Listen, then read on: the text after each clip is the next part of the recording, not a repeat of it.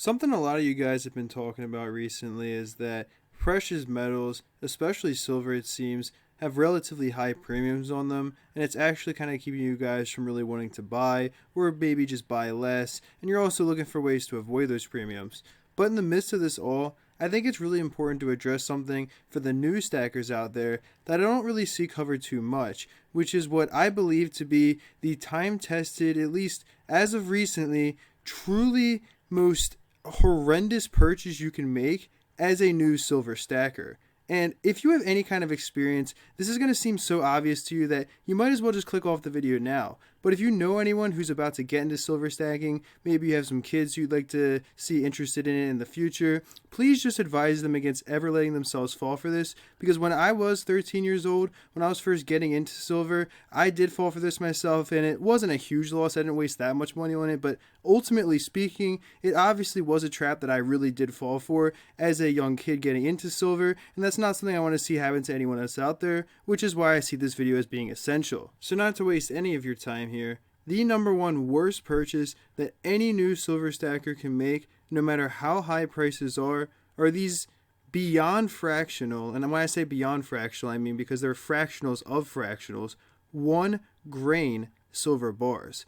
So if you're unaware, a grain is a unit of measurement even smaller than grams. Now, anything under an ounce of silver, that's already considered to be fractional, and for an investment purpose, especially if you're trying to get the most silver for your money possible, it is going to be a very poor investment to make because the premiums on these are going to make the cost per ounce, the cost per gram, the cost per however you measure it, higher than just buying an ounce of silver would be.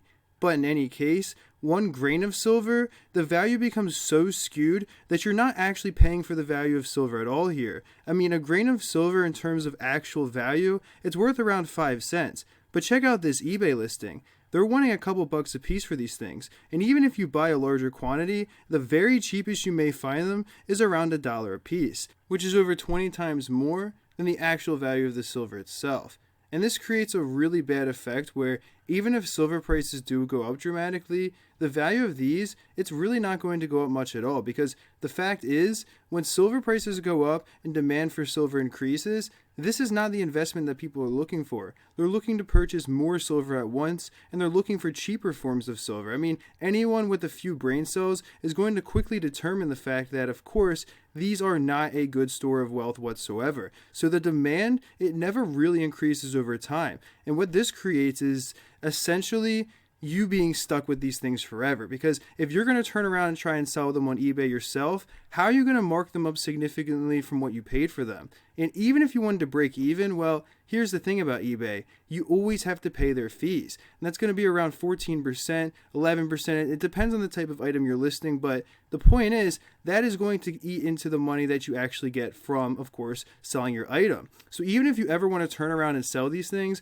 not only does their price not really increase with the value of silver, but again, you can't actually go and even get the money you put into them back on eBay, because you're going to have to deal with eBay's fees. You're going to have to deal with the hassle of shipping them out. If you wanted to purchase them in a larger lot, and let's say, oh, well, if I'm buying them for $1 a piece and then I put them up for $2 a piece, I could make some money, but you're going to have to pay for shipping. If you don't do free shipping, then you're going to have to bring down the cost of your item, because it's going to be harder to sell them for $3 or $4 a piece when other people are willing to do $2 a piece. There are so many things to consider, so much unnecessary hassle, and all of it for what? To maybe break even at the very best, and more than likely lose your money on these things, because again, they just don't go up in value. The demand for them is really not there, and unfortunately, it is younger people, generally children who don't have much money to invest, but heard about silver through an older family member, or just like myself kind of found the community and became interested. It's people like that who are falling for this, and I really do hope this video gets shared with the appropriate people so that they can avoid ever falling for this trap, because at the end of the day,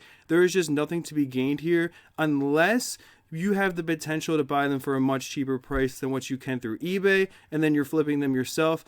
But this video is for new silver stackers, and in terms of trying to make eBay flips, trying to search the community for good deals, that's not really something I'd recommend for a new silver stacker in the first place. But in any case, that is it for this video. I do hope you enjoyed it. Peace.